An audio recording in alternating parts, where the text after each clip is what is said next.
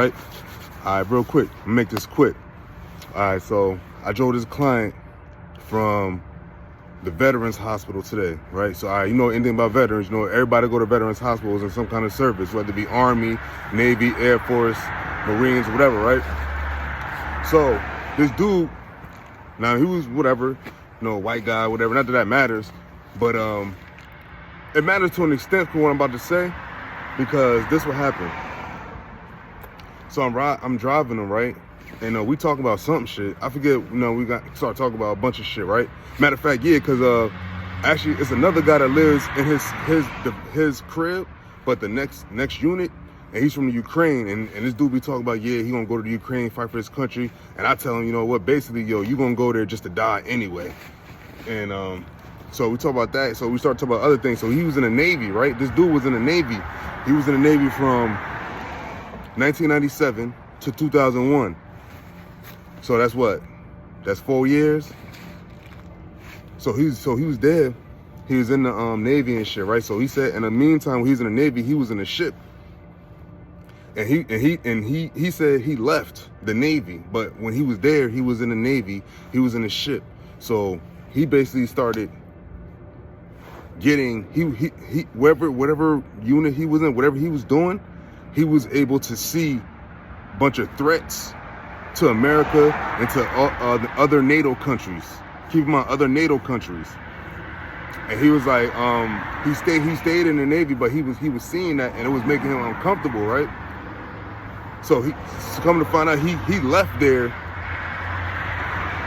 He said 2 months before 9/11, so that means he left in like July. He left like in July of 2001. I mean, he started in 1997. He left in 2001, a couple months before 9/11, right? So before 9/11 happened, so he was telling his superiors or whatever, like, you know, about the threats and whatever. So he left, and he said basically he told his commanders, like, oh well, I'm not really comfortable with what's going on here. Like, I don't feel how y'all dealing with certain situations and these threats. And then a little bit after he left, 9/11 happened. So I asked him, so I'm like, so what you think about what's going on now? And he was basically saying, like, look, you know, I don't want it to go military, but the way it's going right now, he basically has some of the same sentiment he had back then. Because, you know, you got to understand, people that's in the military, and he told me, I forgot to even say this one key point. He said, you know, I can't tell you most things that I want to tell you, but he said what I will say is this. I was able to see it was daily. And he said at the end of every week, they would do a daily report on how many threats was going to America and all other NATO countries and where they were coming from. Now, these were all coming every day. This is every day. So that goes to show, like, yo, how much the government and whatnot, they're not telling us shit. Because this dude was in the Navy. You in the ship in the water in the middle of the ocean, but you getting all of the signals and all that. You seeing all this because the Navy, Army, they all connected. So he basically was saying, like, look, he didn't really tell me shit, but he just told me that it's always threats and there's always things that happen that they put under the rug. So now all this going on, now you got big parties involved. Now you got Russia involved, you got China involved, you got Iran involved, you got North Korea involved. All this stuff that's happened over years, and they ain't telling the shit. And he really didn't tell me nothing. He didn't tell me nothing that I didn't already have a suspicion of anyway. Because I guess the stuff he wanted to tell me was classified information that he can't tell a civilian like myself. But we all know what's going on. And when he told me, this is just today, I had this conversation, I'm like, oh, that's what's like. In my mind, I'm thinking, like, he knows, like, yo, like, he knows Russia is not a joking ass country. Like, you know, like, this should be taken more seriously, and people are not talking about it. Because people don't want to really think about it, because it's like, they just don't want to think about it till they really have to. But I'm saying, yo, the time is coming to you're gonna have to deal with it. You know, World War III. Like these are things that's happening. U.S. and Iran just got into it about the drones they gave to Russia to attack Ukraine. And like I said, the dude said that, and they'll tell you this anybody in the service will tell you, there's always threats and always things said to threaten America and NATO countries. But they will never tell you every threat, because the whole world, especially Americans will lose their shit and they'll go crazy, and they'll be more stressing than people already have with their regular problems.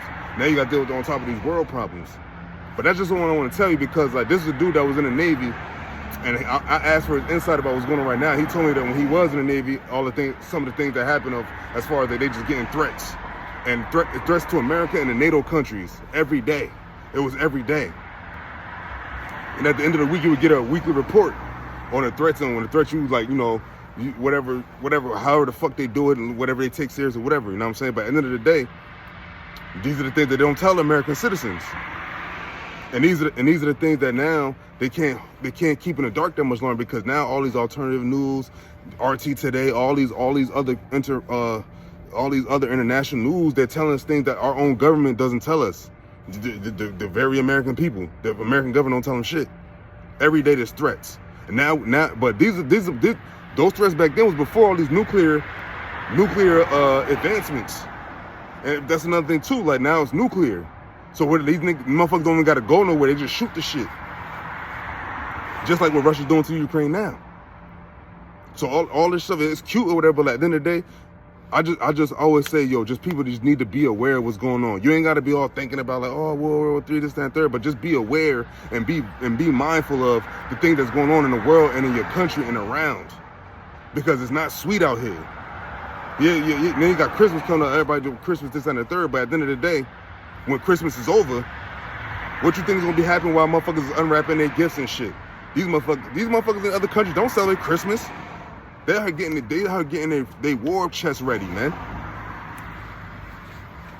Civil wars, world wars, class wars, all that shit is coming to America's front door, and nobody cares.